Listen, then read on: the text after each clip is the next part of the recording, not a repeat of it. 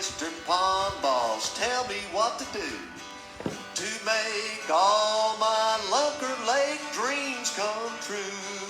Hello everybody, Bob Lusk. Must be Wednesday, must be 6:30. Going live right here from the echoey confines of what will be my studio here before long, I hope. Right here at LL,3. And now I got to turn off the speakers because sometimes I miss that. So here we go. Let's talk about ponds and lakes and fish and stuff. The girls told me today, and they said they typed up a really nice little intro something, but I haven't seen it. So something about what they told me was how to talk about how to start a pond management program.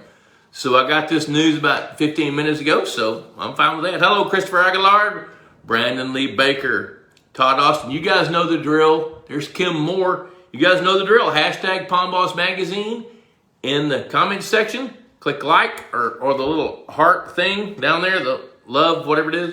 Click that and share this to your timeline, and you're eligible for drawing for a Pond Boss hat, which I don't have one here yet.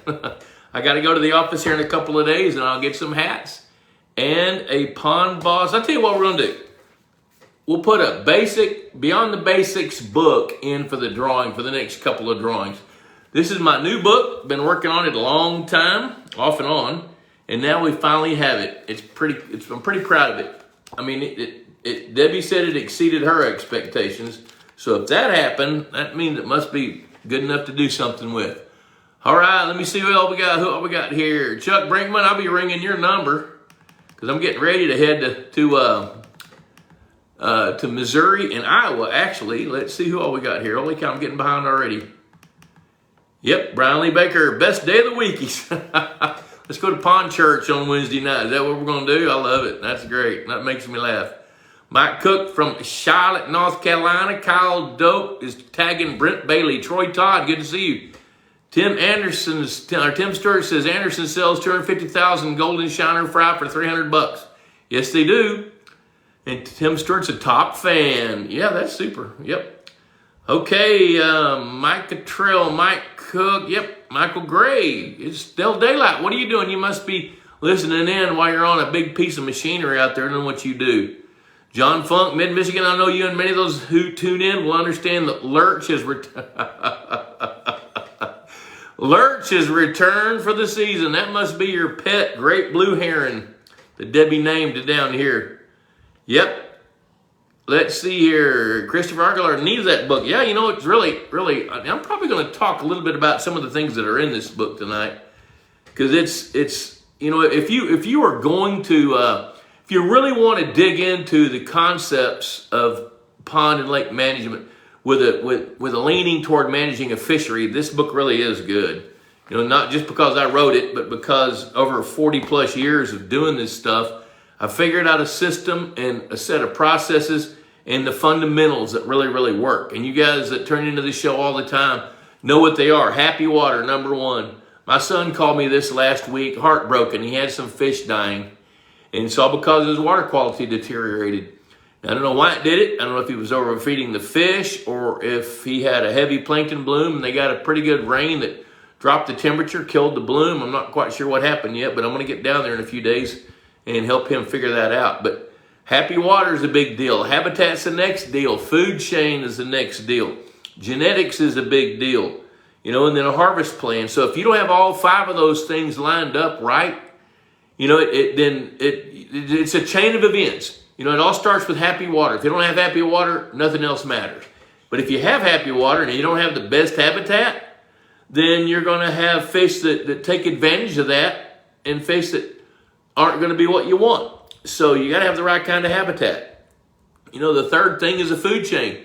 Every trophic level takes 10 pounds of whatever goodies they grow to create 1 pound at the next level. So whatever's eating on that plankton, it's going to take 10 pounds of that to put 1 pound of that, and it's going to take 10 pounds of that to grow the next pound of this, and on up. So happy water, habitat, food chain, genetics are a big deal. If you want to try to grow any quality fish, that's a big deal.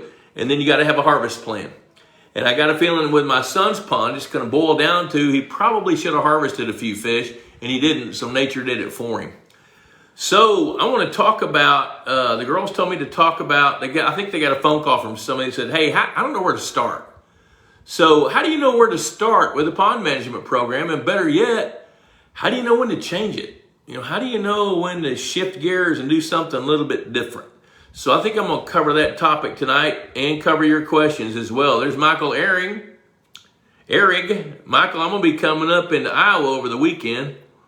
Got a meeting in near America, Iowa, I think it is, on Monday morning early in the day. Then I got to get back to Missouri. John Moore from Kentucky. Dave Weber outside Kansas City.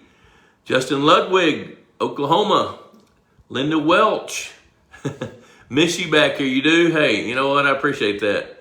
Wyatt Coniger from Denver, Colorado, with lakes and ponds in near Abilene, Texas. Yep, Michael Erig's here too. James Allen, I got a happy water question. I have a system to chemically measure dissolved O2, and now I need to figure out how, where, what, when to measure, and what it means. Got a vector to good reading materials? Do I have a vector to good reading materials? Oh boy. I don't know what would be the best reading materials.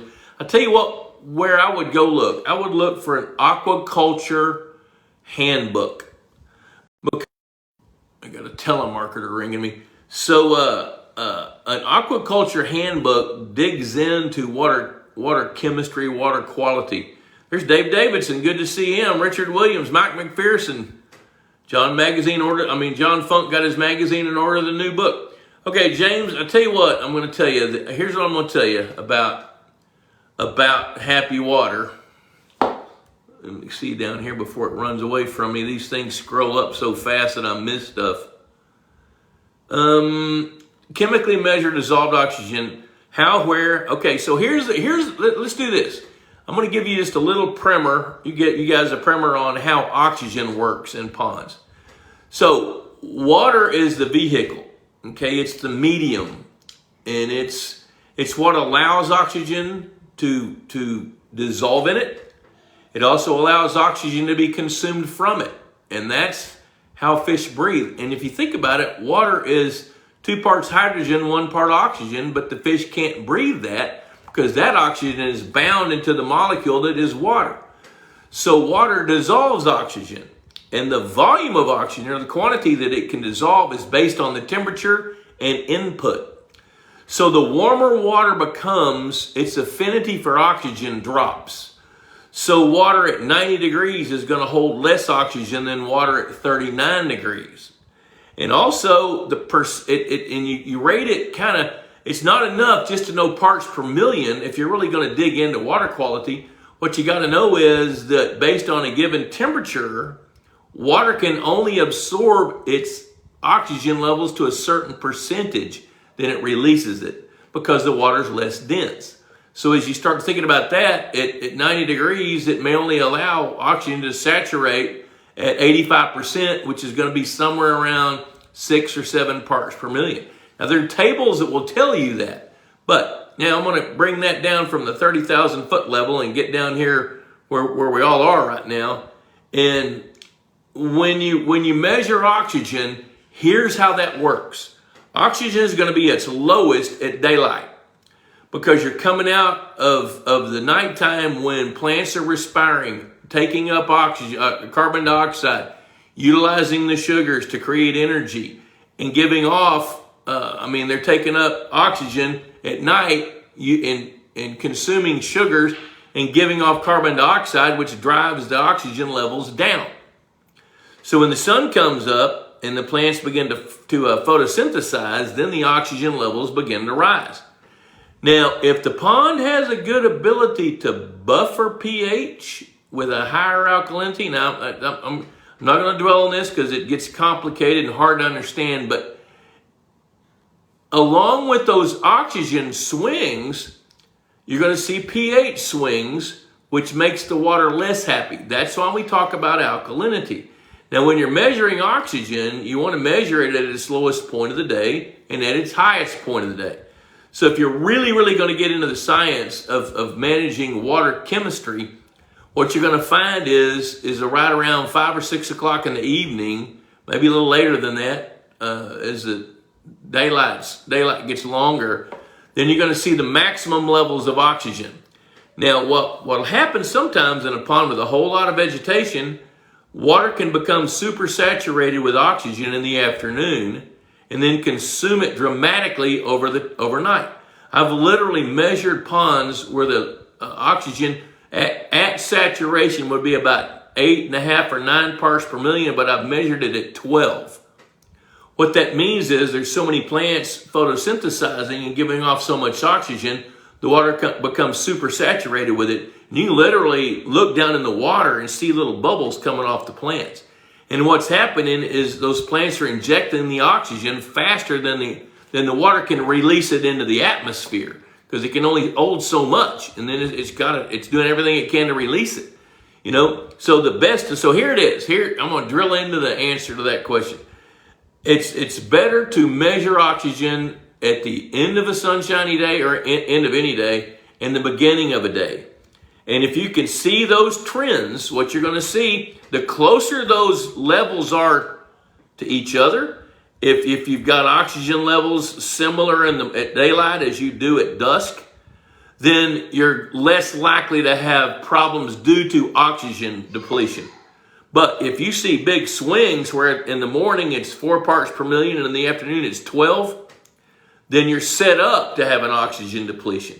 The problem with wanting to measure oxygen is, let's say it measures a little too low. What are you going to do about it? So if you don't have a good system in place to stir the water, move the water, aerate the water, then if you do have a fatal drop in oxygen, you can't do anything about it, because you can't get that oxygen into the water fast enough unless you've got the right equipment.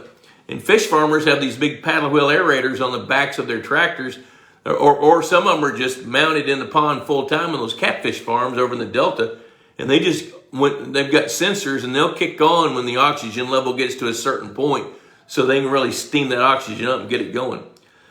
So here's what it means. You're looking for a narrow gap between the high and the low. If you have a wider gap, that gives you a chance to see a problem. So you don't want oxygen levels in the morning to be measuring 4 parts per million, in the afternoon 6.5, because you can be set up for a fish kill with that. So I know there's a whole lot more to water quality than that, but there's a pretty good little primer. That chewed up about 10 minutes. That's perfect. John Elmer, let's see what John's saying here. Thanks for what you do. I know in general it's not a good thing to plant trees or shrubs on the dam side of the pond, but any suggestions on what can be planted without hurting the integrity of the dam and yet add to the beauty or diversity? I'll tell you what I've seen along a dam that I think works great is Louisiana iris, arrowhead, bog plants. Look at bog plants, because that adds a little bit of vertical relief against a slope and a flat plane of water, and it gives color. So that's what I would do. So Christopher Aguilar, so Uncle Neil has a question about clearing the water in his pond. Roughly a 2-year-old pond, chocolate water. The first thing I would do is I would get a 1-gallon glass jar, pickle jar, fill it full of that muddy water, set it on the shelf, and see if it settles out by itself.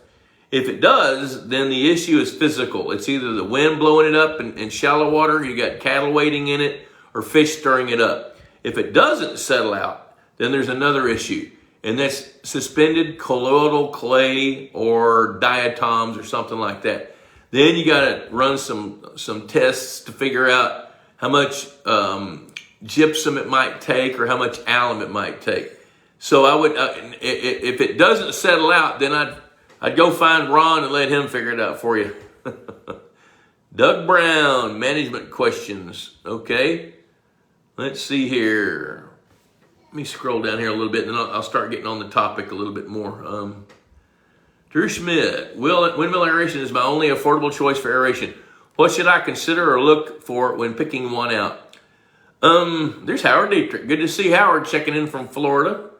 Drew, I'm going to tell you, pond size is a consideration, because a windmill aeration system can only generate enough air for some volume of water. And go to Outdoor Water Solutions website and take a look at what they've got. Now they've got a variety of types of windmills and different sizes, different prices, but the compressors are pretty much all the same. And give them a call. Tell them you saw this video or saw this show, and John Red will give you a call. So I just got a text. The grandkid wants to FaceTime us here in a little bit. So and also consider who's going to put it together, because I put together several of those windmills. They're tedious. Look at the ones with look at the wooden ones as well. Compare those and compare that to the aluminum ones, and they're all pretty darn good. I got a grandchild fixing to open the door. If she comes in, I'll introduce you. Hey, Pumpkin, come here. You want to come in here? Open the door. Memes is somewhere else. Push it. Push the door. She's asking me. She's like almost 2, and she's saying, "Will you help me?" Holy cow, I can't stand it. Y'all hang on. I'll be right back. And I promise we're going to get to the topic.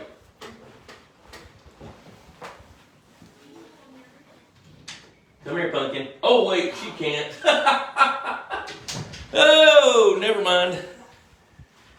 Looks like me just took her out of the bathtub, so that ain't going to work. You'll get to meet her later.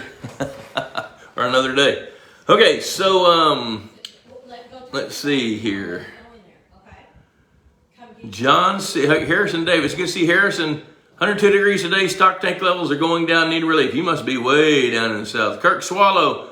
Suggestions on a pond with clear water. I'm not sure what that means. Ron is in love and he forgot about ponds. Yeah, he spent a little time in Costa Rica, didn't he? Hey, there's Ben Ship checking in from Little Rock, Arkansas. I talked to Ben a few years ago and did a little work with him. Okay, so let's tackle that topic. Where do you start? How do you know where to start with a pond management plan? Here's what I tell every one of my clients when I first meet with them. The very first thing is I want to know what your goals are. What's the mission? Actually, I had a realtor call me today, and she said, "Hey, listen, I got your name from so-and-so who's another realtor, and I've got a client with a ranch under contract, but he's got 30 days to do his due diligence and have it inspected. And there's a 20-acre lake and about 5 or 6 ponds on it. And he'd like if you'd come take a look at it and make sure the dam's structurally sound and that the ponds are in good shape and all that." So I said, you know what? Send me a map right link so I can see the property boundaries, see where it is, and then look at the way the watershed lies, look at elevations, and do all that homework first. Then I'll give you an idea of the scope of the work that I think I see that you want me to do. But first, let me ask you this. Why is he buying that land? And she said, well, he's buying it because he lives in Dallas and it's less than an hour from home. He's got 2 young kids and he wants his kids to grow up, shooting BB guns and catching fish and playing in the lake. So I said, well, how important is the fishing? She says, well, I don't know if it's going to be that important. We'll have to ask him. So I said, well, tell me how old he is, what he does for a living. So she went through all that so I could, if I understand what somebody does for a living, it gives me a little bit more insight as to how they think. And if I understand how people think, then I can make better recommendations. So what you think about the methods that you use in your day-to-day life. What do you do? How do you do it? Set some goals for your pond. It's a whole lot easier to hit a target if you define that target. But if you don't define that target, you can't hit it because it's a moving target. Then the next thing you do is you got to assess and evaluate. So that's where the fundamentals come in. That's where this comes in. That's where we start looking at the water. Do you have happy water? Then do you have the right kind of habitat? Do you have the right kind of food chain? So if you were to pin it down and say, okay, Bob, I live north of Lincoln, Nebraska. I've got a gravel pit where there's 3 houses around it. There's 3 owners, and we want to catch, all the bass are just stunted. They're not growing well. There's not a lot of habitat. There are some places for fish to spawn, but we've got a small budget. So what can we do? Well, then I would say, let's evaluate the fishery that you've got. Now you can either do that yourself with hook and line and setting some fight nets, traps, shoreline seines, or you can hire a pro to come in and do it and tell you what you've got. Then so once you know what your goals are and then you figure out where you are, here's where you want to be, then you assess. Now that assessment means you got to understand what you're looking at. I've had people over the years say, hey, I want you to build me an electrofishing boat. And I'd say, why? Well, because we don't want to pay all that money to shock the lake. So I'd rather have a shocker boat. Okay, no, I won't build you a shocker boat. Why not? Well, first of all, it's dangerous. And if you only want to use it once a year or twice a year, there's no point in that. And you're going to spend more money on that than if you did, by hiring somebody to come do it for you. And so then, the next comment is, well, I just don't want to pay that fee. Well, you know what? Even if you get a shocker boat and let's say you shock up 64 bass and 22 bluegills and a carp, what does that mean? What are you going to do about it? Is that good? Is it bad? So if you don't know how to collect the data and then interpret it, it's not going to have a lot of meaning to you. So when I say, go out and evaluate, and I gave like 3 or 4 methods, those different methods catch different kinds of fish and different sizes of fish. So what you're trying to figure out with a fishing pond is, do you have the right kind of habitat for the species you want? Then do you have the species you want, and do you have all the size classes of those species? If you've got a 5-year-old pond that only has one size of bluegills and they're all about that big and all the bass are about that big, you got a whole nother ball game. But if you go out there and you can sample and you got 6 different size classes of bass and 10 different size classes of bluegill, your water's got a great color and the plants are not just going wild crazy, then you got a different situation. Then once you assess and you know your goals, then you come up with a strategy how to get from here to here where you want to be. And that's where you start talking about, do we amend the water to make it happy? Do we add some artificial structure to make better fish habitat? Do we need to bolster the food chain? Do we need to bump up the genetics with better genetic fish because those have been in there since 1804? And then do we have a harvest plan? Do we need to be culling some fish? Or do we need to stock some fish? So all those things come together to help you start creating a game plan to get your pond management strategy going.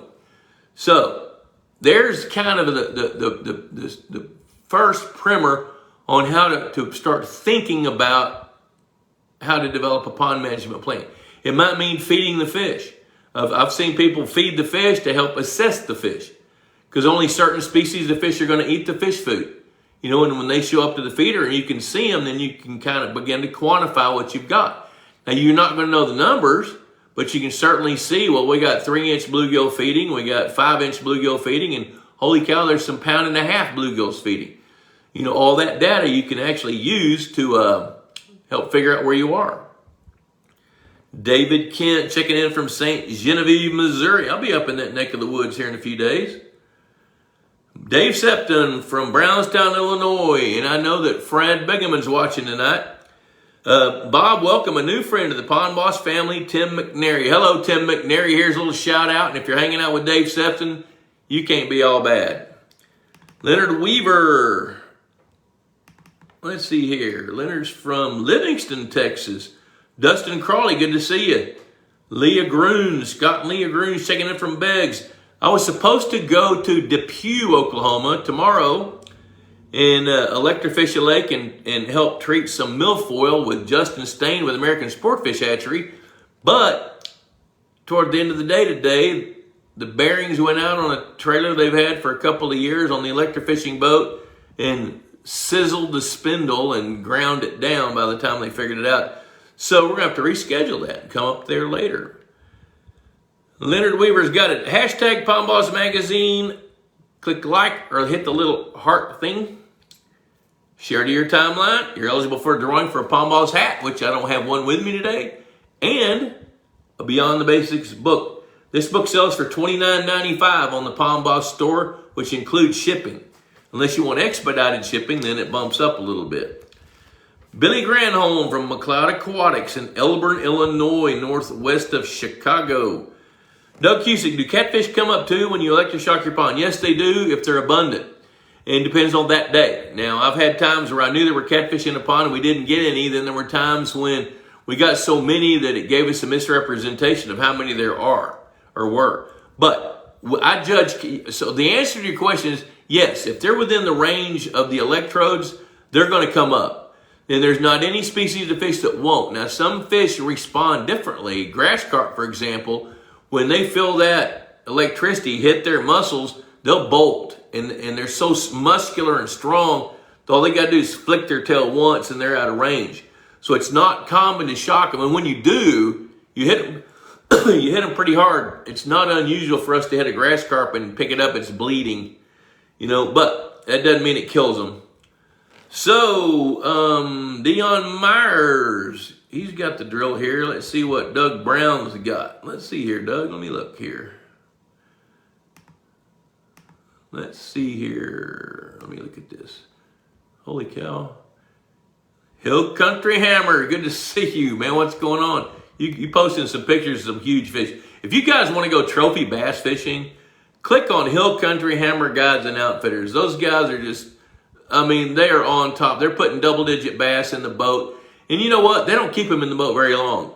Weigh, measure, quick picture, turn them right back loose right there where they go. And I don't know how many lakes he's fishing, but I bet you he's been to 7 or 8 different lakes catching double-digit bass this spring. Doug Brown, crappie overpopulation. Older gentleman, fisherman, suggested that we needed to add hybrid striped bass to help control the crappie population. 2 years later this spring, I had the pond electroshocked again, and the number of mid-sized crappie was much, much lower. Didn't think the hybrid striped bass would get it done. I've been hearing more reports like that, Doug, and I've actually recommended that to several folks, especially with small waters that have stocked crappies and the crappie have overpopulated. But I don't know what size hybrid stripers you started with, but probably, I tell you this, the very first lake I managed, and I'm not going to take credit for managing that lake. This was in 1981. Woo, some of you people weren't born in 1981. There was a club lake called Horner Lake in the Cap Rock near Matador, Texas. And a bunch of guys, there was a membership club lake thing, and a bunch of guys from Lubbock and Plainview owned the memberships. Well, the crappie had overpopulated that lake. And I was still pooping yellow back then, right out of college, wasn't sure what I was doing. So one of my college professors from A&M had moved to Texas Tech. So I called him, said, hey, can you come help evaluate a lake? He said, you bet. And he got some graduate students, a couple of undergraduate students, and we all met up there, and we started sampling that lake with electrofishing and gill nets and seine surveys around it. And sure enough, that lake was loaded. That fisheries professor, this lake was like 35 acres. He estimated that lake to have, and I don't know how he did this and if it was right or not, but it's for a point of emphasis. He said there were at least 170,000 crappie in that lake. Average length was about 4 inches. They were about that thick. The average age was 7 years. Well, that club didn't have any money. Well, it's kind of hard to fix something if you don't have any dollars. So they said, well, we can come up with $1,000. What can we do? So we were able to buy 1,000 6 to 8 inch hybrid stripers. I don't even remember how we got them. I think we got them from a state fish hatchery somewhere that needed the money. And we paid $1 a piece and had them delivered there. And 3 years later, the crappie population had diminished. Those hybrid stripers were 6, 7, 8 pounds. They were having a ball catching them. And then at that point, the bass and the bluegill began to make a comeback. It took about 6 or 7 years to correct that, but they spent $1,000, So yeah, I'm hearing some pretty good reports about hybrid stripers helping wipe out crappie. Now, that doesn't mean they're going to eradicate them. It doesn't mean they're going to control them, but I've heard some good things so far. Let's see, Harrison Davis, do fallen leaves that enter a pond release nutrients and therefore increase water fertility? The answer to that is yes. That is the truth. Oh, there's Craig Lusk, my cousin. He said, I just saw your pic on the Purina Aquamax bag. Yep, that's right. Yep, you sure did. You sure did. My wife did that. I wrote on the back of Aquamax bags when they were changing the bag years ago, those guys asked me if I would write some instructions on how to feed fish. So I did that, and a couple of them were at the house as I was doing that, getting it all wrapped up and showing it to him. And Debbie said, his picture needs to be on that bag too. And one of the guys says, well, I don't know if we can do that. And Debbie said, yeah, you can do that. You guys are decision makers. Please put his picture on the bag. It had nothing to do with that. My wife did it. I figured if I ever had my picture in public, it would be at the post office. So Harrison Davis says, yes, what they do now, what happens is when leaves off of trees fall in the water and they begin to decompose and compost, they give off tannins. And tannins are tannic acid, which is acidic. So that can alter the pH of the water if the buffering capacity is low. So if their alkalinity is low, it can have an impact on photosynthesis and respiration and oxygen levels. So that's how some of this stuff ties together. But your question was in regard to nutrients. Yes, now when the leaves fall in, they've got to be composted and broken down to be able to release the nutrients. And that often doesn't happen fast because those leaves are laying on the bottom and they compost better in the presence of oxygen. But laying on the bottom, as they're breaking down, they're consuming oxygen faster than it can be released back or brought back in from the surface. So there's a little space about that far in the bottom of the pond where oxygen goes to zero and it's consumed faster than it can be added to that level. So it slows down that composting process. So leaves, it might take leaves 2 years before they fully break down and add to water fertility. But the answer to your question is yes. Look here, here's Miranda and Elena. We're still hoping you can stop by for dinner while you're in Missouri, maybe go fishing. You know what, girls, I'm going to do that. And I'm going to give your dad a call tomorrow. I'm so glad you guys are watching. And, man, I love to hang out with you girls and watch you catch some really cool fish and see what your dad's done with your pond. And he was a guest on the show years ago when I was in Missouri. So I think I'm going to be there Sunday night. So I'm going to give him a call and talk about that. Let's see. Look at there. Yeah, so I'm excited to meet you girls face to face. I feel like you're my granddaughters. You kind of are. So we will plan on seeing you on this trip to Missouri. Yep, look at there. Hill Country Hammered guys, 31 over 10 pounds this year. Yeah, you guys, you know what? They ain't cheap, but they're good and they're worth the money. You know, if you want to go have a legitimate chance to catch a double-digit bass, and I don't know how far out they're booked because they're so good at that it just, you know what? Just tag up with them if you want to go fishing for some big Texas largemouth bass. Deion Myers, is it possible to raise a double-digit bass on feed? I have never seen a double-digit bass on feed, and here's why. Almost all bass that are on feed that are in ponds that I stock are northern strain largemouth bass. Now, that's because I can buy them at 1 pound to 1.25 pounds. And if I can get them that size, then I know they're going to be northerns. Now, I know that American Sportfish Hatchery and probably others they'll feed train their F1 tiger bass, but I haven't had enough stocked in long enough to see if they can get to 10 pounds or 11 pounds. Now, I think that's a genetic thing more so than nutrition. Now, one thing you got to remember is when you're feeding largemouth bass in a typical pond, they're only going to eat that fish food once or twice or 3 times a day, and the other 23 hours and 55 minutes that they're not at the feeder, they're out trying to make an honest living like the rest of the bass are. You know, now I have got several lakes where the feed train bass are stocked in so dense that they overeat the food chain and they're dependent on fish food. But the biggest ones of those I've ever seen are knocking on the door just past 8 pounds. You know, and that's not too bad. That's really pretty good. Raise your hand if you've ever caught an 8-pound bass. You know what? I'm going to pause for a minute here and do a little commercial. Pond Balls Magazine, look here. You know what I'm going to say. All of y'all know what I'm going to say. $35 a year. Let's say it with me now. Cheaper than a Friday night date, and it lasts a year. That's right. And I promise you, every issue of this magazine got nuggets in it that you can use. And $35, that's what fuels the economy and allows us to do things like this show and produce, you know, the magazine, et cetera, et cetera. So we'd appreciate, and I have noticed an uptick in subscriptions that's due to this show. And I want to thank all of you guys for doing that are watching this show and subscribing to it, because it buys a few shoes for for the lust grandchildren, but it also helps fuel the economy to help keep getting this word out. You know, because these magazines are not cheap to produce, and now that the stupid ass mail people are raising the prices and diminishing the surface. So it's just crazy. It's fun. Also, Purina Mills, I'm going to go shoot some videos with them next Tuesday.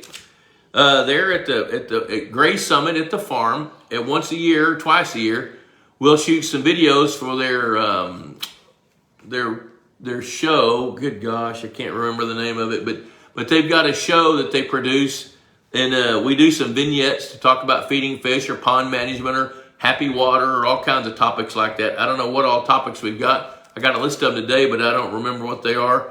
And their Aqua Max fish foods, I endorse them, I use them, and I've grown some big fish on those fish food. And that's a pretty good testimony. I hear sometimes that people have a hard time getting it. I don't think that's the case, because that's not Purina's fault. That's the dealer's fault.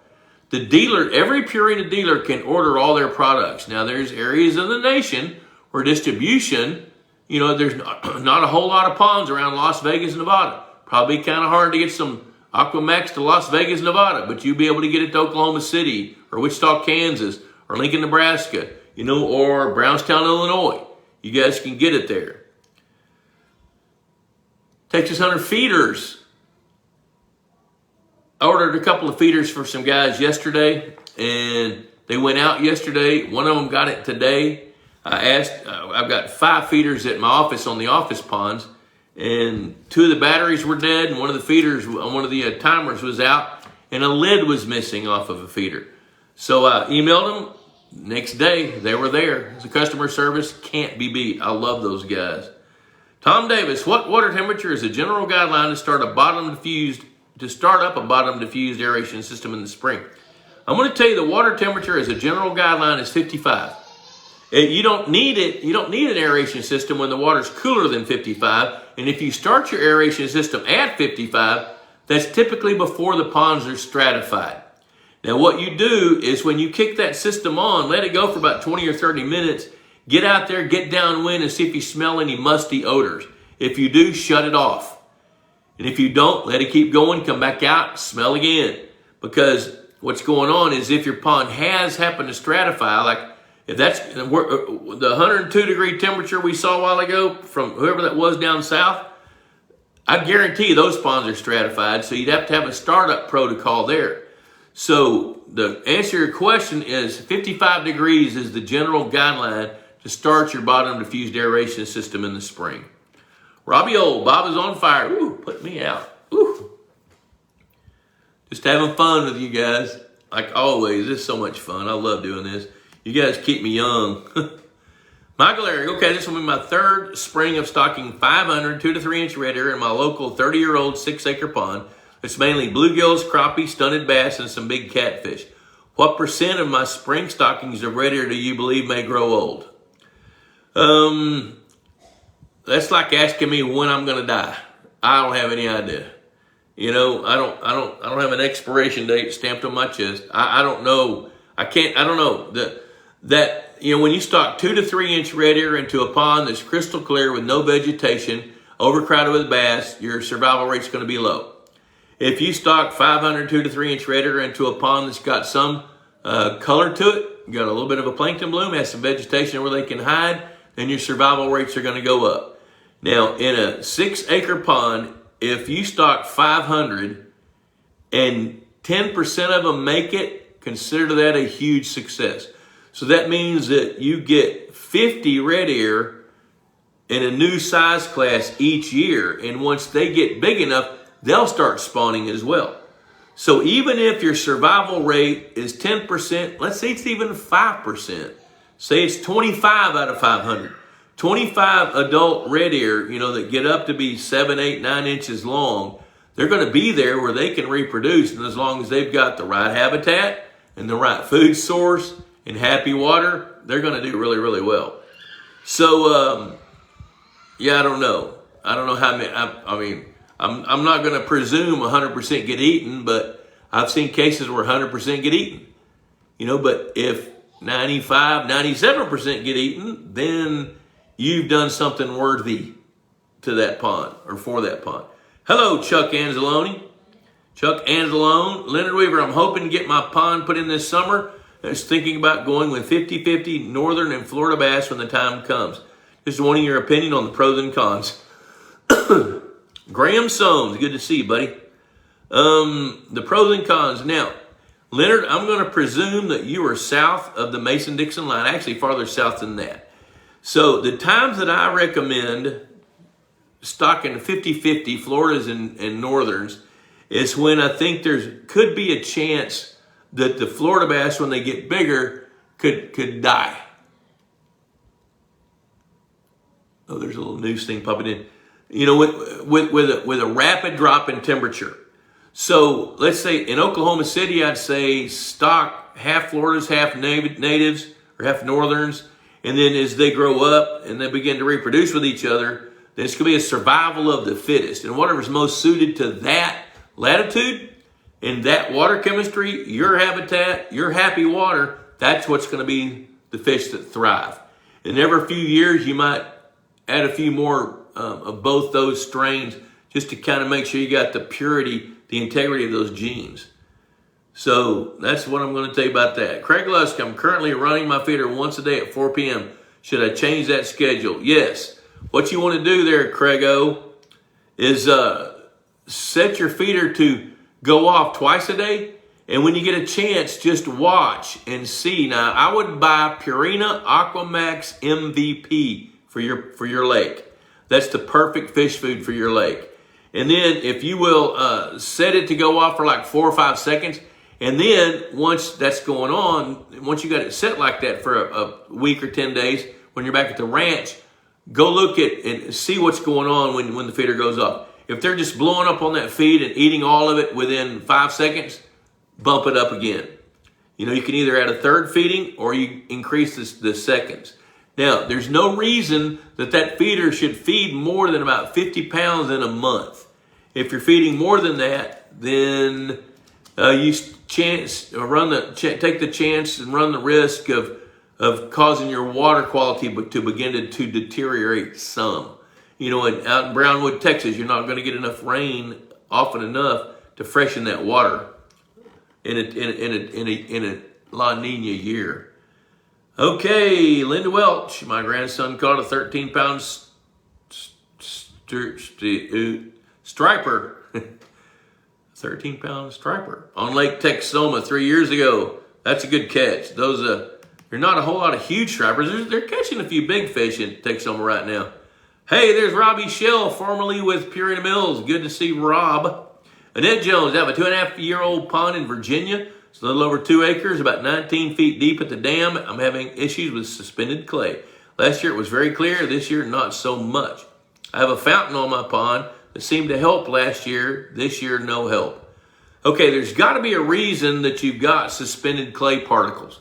So, like I said earlier in the show, if you weren't tuned in, I'll say it again where you can do it. Hey, Pumpkin. Hey, Memes. Let her in here for a minute. Come here, my love. Come here, you. Looky here. Come here. Get up here. Oh, my gosh. This is our Hadley. Say hi. Can you throw him a kiss? Blow him a kiss. Say, See you later, alligator. I don't know why y'all do what you do, but there's a real good reason I do what I do right there. That baby girl, she loves her papa, and her papa loves her. No, we don't. All right. See you later, alligator. You want to hang out with papa? All right, she's going to hang out right here and hang on my arm for a minute. Come here. Come here. We got questions to answer, kid. Okay, so Annette, let's talk a little bit more about your suspended clay particles. What I told folks earlier in the show is just get a glass jar of that pond water, set it in the garage, and let it just see if that clay settles out. Bye, baby. Tell him bye. Come on. See you in a minute. Hey, you want to go get on the woohoo? Yeah, that's a good idea. Come on, let's go get on the woohoo. All right. So, and see if the clay's particles settle out. If they don't settle out, then something's going on. Like I tell you what I see the most is when somebody has a well, the pond's going down, they start spitting some well water into the pond. So a lot of times that well water is when it's way down under the ground, it does weird things. It's under pressure. It goes through different layers of minerals when it percolates into that aquifer. And then when you pump it out and it hits the air, there's chemical changes going on immediately. And so if you are pumping well water in there, that could be the source of clay particles being held in suspension. I've seen other ponds that were just perfectly clear. Owner decided he wanted to make them bigger. He went into the upper part of the watershed, dug out a whole bunch of dirt, and released a bunch of diatom skeletons that Bill Cody looked under a microscope and figured it out. What are you doing? Okay, so there goes my wife. So anyway, if you put that jar there and it doesn't settle out, then that's when you need to seek some professional help with, a pond management company so they can run some tests to see what it would take to make that colloidal clay settle out. So there's my answer about that. John Dyer, my dealer has ordered my Aquamax 400 for 3 straight weeks. No delivery, and he automatically reorders for me. I used only Aquamax for years, but the delivery system is broken. Okay, you know what, John? I will be with Purina this next week. I will convey your message to him. If you would, message me and tell me who your dealer is and where you are. And let me see if I can help dig down into that and find out what the distribution problem is. Okay, Harrison Davis, radiator feeds on Asian mussels and Asian mystery snails. I don't know how they got in there, but the radiator aren't complaining. Well, that's what they do. They eat crustaceans and mussels and stuff like that. Mike Cottrell, can an individual buy directly from Purina Mill, downtown Fort Worth, or dealer only? Dealer only. Dealer only. I see, I just got a text from Bruce Condello. He's going to check in. David Schneiderman with Easy Docks of Texas checking in. No, you cannot buy individually from Purina Mills. You got to be a dealer to buy their feed. And that's one way that they protect their dealers. If you could buy direct, why do they need a dealer and make the dealers mad? And you know what? There's not a huge markup in that feed, by the way. There's not. Even if I could become a dealer and go buy it and then turn around and sell it, it's not worth it to make $4 or $5 a bag. It's not a big markup.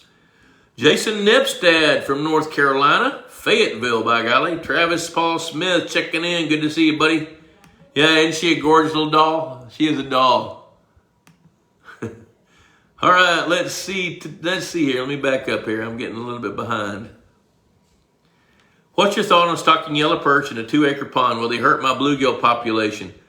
Dion, stocking yellow perch in a pond in the right climate, with the right water chemistry, with the right habitat. I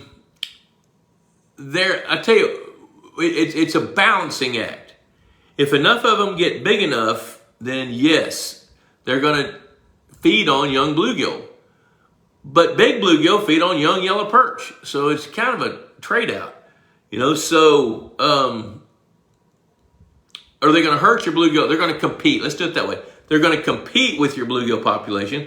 They have a bigger mouth per capita, per size, compared to a bluegill. So they have a slight advantage because of how big their mouth is. And they're both predator fish, limited by mouth size. So Christopher Aguilar ate a boudin ball for lunch today. Now you got some splaining to do. You better tell people what a boudin ball is, because I bet you there's a handful of folks here that don't know what that is. I do, because they're really, really good. Travis, I will tell the queen that you said hello. She came in and hijacked that baby, took her outside. As soon as we get through here, I think she wants to take a ride on the little golf cart. It's a golf cart community out here. We got a little golf cart. Bruce says, have you ever heard of bellmead? I've heard it kills curly leaf pondweed. Well, I think, isn't that a suburb of Nashville, Tennessee? So here's where that came from. Fred Bingaman sent a text right before the show, and he just cracked open a bottle of bellmead, and now he's getting ready to do his second pour. And because of that, I poured about 2 fingers of this, and half of it's gone because my wife, when I looked over there a while ago, my wife hijacked it and she sipped about half of it in one swallow. So that's where Bruce got that. And I bet you Bellmead probably does kill curly leaf pondweed, but I bet you it makes it act funny first. Christopher Aguilar says 59 people watching tonight. That's how many we know about. There's some others. That we don't know about. Yep. So there we go. So now we're having a conversation about Bellmead. Okay. I'm just thankful I knew where Bellmead is. I didn't realize that there's a Nashville distillery there. So hey, let's talk a little bit more about beginning. Start at the start when you're going to start a pond management program. What that means is educate yourself. Take some time to learn about it. Learn about what it takes to have happy water. And then pay attention to that. When somebody calls me and they're a little bit worried about their water, the very first thing I ask them is, what's the temperature and what's the water clarity? That's the first thing I ask every single time. Hello, Matt Devaney. Good to see you, buddy. And so I want to know, what's the visibility? I've got a client I've worked with off and on, and I swear I ask them that question every time. And in the last 3 weeks, he's called me. He says, okay, the water temperature's 70 and the water's clear. Okay, well, tell me what's the visibility? Well, it's clear. Okay, how many inches? Oh, at least 36 inches. Will you please measure that? Well, the guy with the Setchi disc isn't here.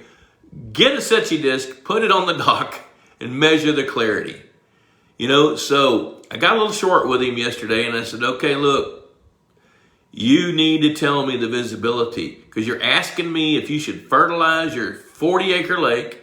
I'm not going to tell you yes or no unless you tell me the water clarity. If you tell me the visibility, and you can tell me what it's been for the last 3 or 4 weeks compared to the temperature, then I'm going to give you some counsel and advice as to whether or not you should fertilize it. But I'm not going to tell you to do it. If you want to do it, you go do it. You live with the consequences. So he hung up and he called me back. Oh, I don't know. And this is the third time in 3 weeks, and we've done it the same time every time. Okay, 3 weeks ago, the water clarity was 60 inches. And he got that in. He sent that to me in a text after his ranch manager took a Setchi disc and measured it.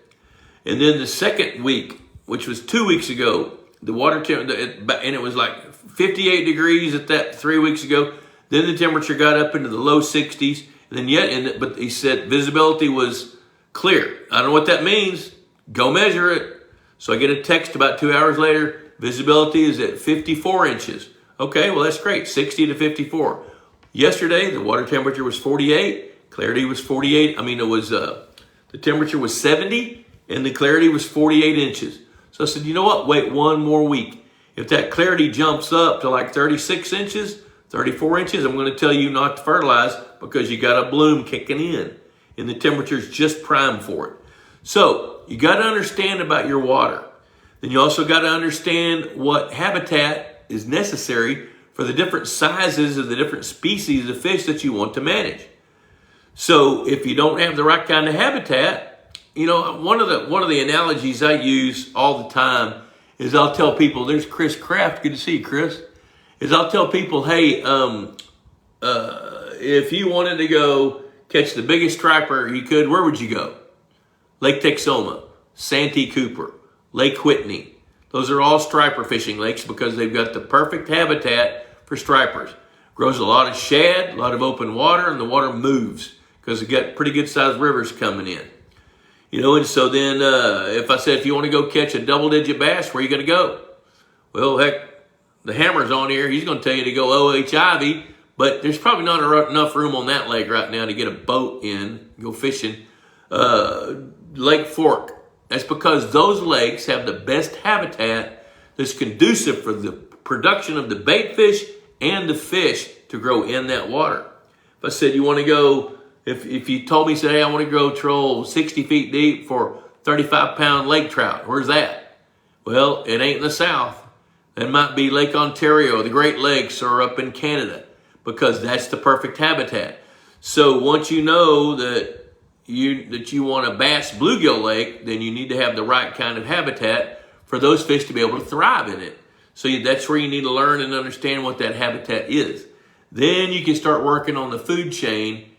And sometimes, I'll tell you one way to work on the food chain in a startup management plan in a lake that's got an existing bass population that's at least 4 or 5 years old is cull some bass. Catch some bass, weigh and measure them.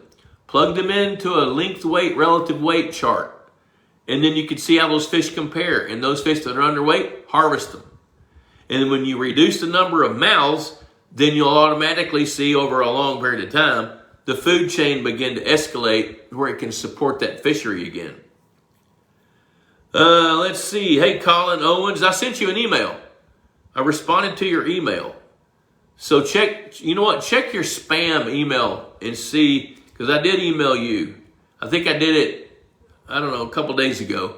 I got behind on emails, but yes, I did email you. If you didn't see it, message me on Facebook, and then we'll go on it and get you some ideas on what to do with Texas Hunter feeders. So hey, you know what? It is knocking on the door at 7:30. We got 7:26. If anybody's got any more questions, let me look here. Make sure I didn't miss any. Let's see here. Okay, I think I pretty well knocked out the questions.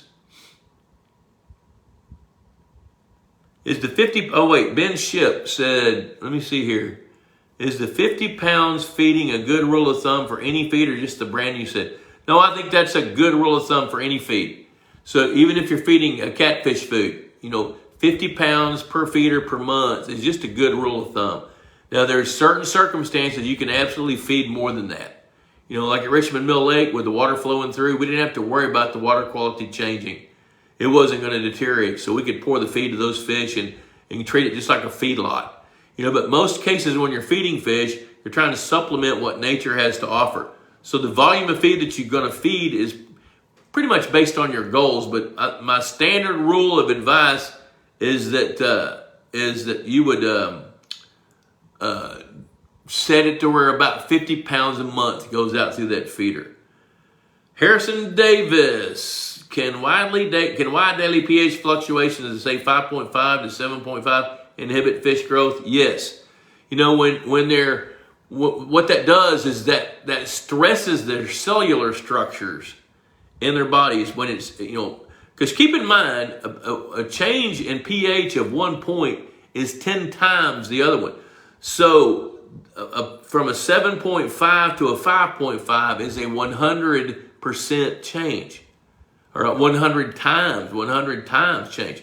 So from pH of 7.5 to 6.5, that means it's 10 times more acidic. But from 7.5 to 5.5, that's 100 times more acidic.